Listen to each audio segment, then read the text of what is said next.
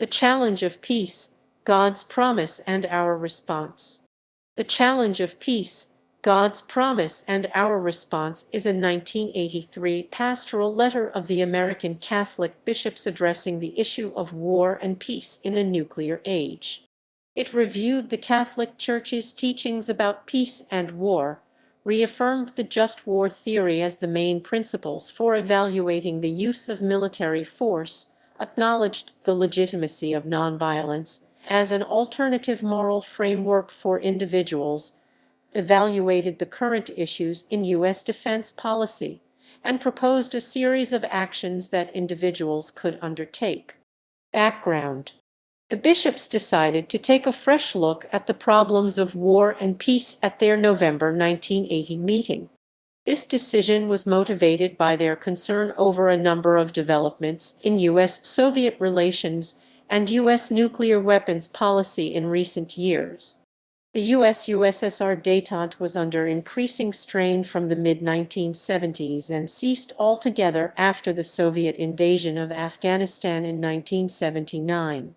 Large increases in the Soviet missile force led conservative critics of the policies of the Nixon, Ford, and Carter administrations to charge that strategic stability based on nuclear parity and the strategy of mutual assured destruction had failed and needed to be replaced by a major increase in American nuclear forces such that the U.S. would have the capacity to fight an extended nuclear war.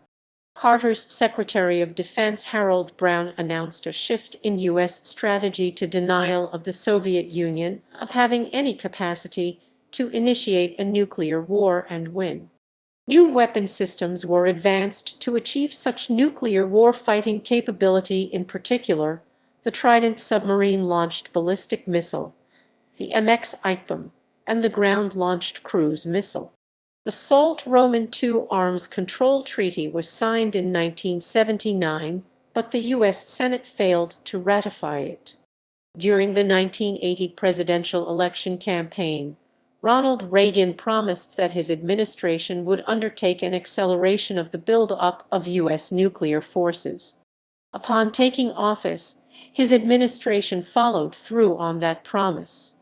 Upper-level defense officials spoke of attaining the capability to prevail in a nuclear war and advocated an increase in civil defense capabilities to protect much of the public in case of such a war.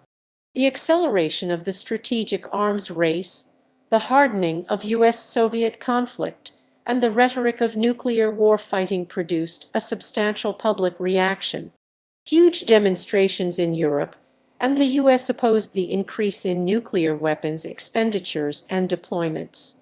A movement for a freeze in the nuclear arms race quickly gained support in the Western nations.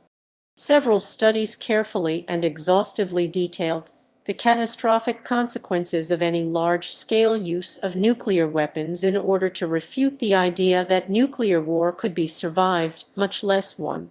In response, at their 1980 annual meeting, National Conference of Catholic Bishops decided to undertake a review of Catholic teaching on war and peace as it would pertain to contemporary issues of nuclear deterrence, nuclear strategy, and the deployment of various weapons systems. Archbishop John Roach, president of the NCCB, appointed an ad hoc committee to undertake such a study. The 5 members were Joseph Bernardin, who chaired the committee, John O'Connor, Thomas Gumbleton, Daniel Riley, and George Fulcher. O'Connor was auxiliary bishop of the military ordinate, that is, the chaplains serving the armed forces, and would be sympathetic to arguments supportive of the military. Gumbleton was a prominent member of Pax Christi USA, Catholic peace organization. He would bring to the committee a perspective critical of military programs. Riley and Fulcher were chosen because they had not previously committed themselves to positions on the issues before the committee. In addition, 2 leaders of ordained religious orders were appointed to participate in the work and discussions of the committee, but without a vote. They were Father Richard Warner and Sister Juliana Casey.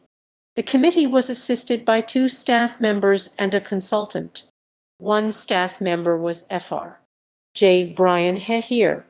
He had earned a doctorate in applied theology at Harvard University in 1977. At Harvard, he had studied under Professor Stanley Hoffman, a prominent international relations scholar.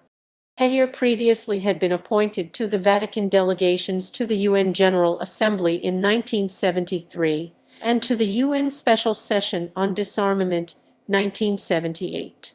At the time of his appointment to the committee's staff, he had been director of the Office of International Affairs of the U.S. Conference of Catholic Bishops since 1973. The second staff member was Ed Doherty, a former Foreign Service officer who had been a staff member of the U.S. Conference of Catholic Bishops. The consultant was Bruce M. Russett, a professor of political science at Yale University and a prominent international relations scholar. The committee prepared the pastoral letter in 3 drafts spread out over 5 years. In preparing the first draft, they interviewed many experts in nuclear strategy, including former Secretaries of Defense Schlesinger and Brown, former arms control negotiator Gerard Smith, and Reagan administration officials Lawrence Eagleburger, Undersecretary of State, Alexander Haig, Secretary of State, Caspar Weinberger, Secretary of Defense, and Eugene Rostow, Director of the Policy Planning Staff, Department of State. Each of the first 2 drafts was extensively discussed at the bishops' annual meetings in 1981 and 1982, respectively. Additional feedback arose because of the public nature of the process. Each draft got much press coverage, and its contents were vigorously critiqued in the mass media. Also, prominent Catholic members of the Reagan administration wrote letters to the committee seeking to adjust its thinking on policy matters. The third draft was considered at an ad hoc meeting of the bishops in Chicago, May 13, 1983. After adopting many amendments, the bishops approved the letter by a vote of 238 in favor and 9 opposed. Content: the pastoral letter contains an introduction, 4 main sections, and a summary. First section. The first section summarizes foundational ideas about the authority of Catholic bishops to teach about matters of war and peace, and about the morality of war and peace. It reaffirms traditional Catholic teachings of a strong presumption against war while allowing it when necessary and effectual for preserving a just peace that preserves fundamental human rights and dignity. In particular, it defends a nation's legitimate to self-defense against attack while asserting the right of individuals to choose nonviolent means of resisting aggression. The legitimate right of self-defense is elaborated by the enunciation of the criteria for war to be considered just. Second section. The second section evaluates nuclear weapons in light of just war principles. Its main points hold that attacks directed at an enemy's population always is morally repugnant, that nuclear war may never be initiated, that limited use of nuclear weapons is likely to become unlimited, and that nuclear deterrence is morally acceptable as an interim position provided that effective steps are taken to disarm nuclear arsenals. But targeting populations centers as part of a deterrent posture violates moral principles, that nuclear arsenals may not exceed what is sufficient for. Third section. The third section looks at the broader problem of war in the contemporary world. It asserts that the only just cause for use of force in the modern world is self-defense or defense of those who are under attack, and it cautions against any use of force could well escalate to the point that its destruction was disproportionate to the just cause that motivated it. It calls for increased commitment to diplomatic solutions to the problems among nations, in particular those in the areas of arms control and disarmament, and for a strengthening of the United Nations so that it can protect the security of its members. It reaffirms the legitimacy of developing nonviolent means for conflict resolution. Fourth section.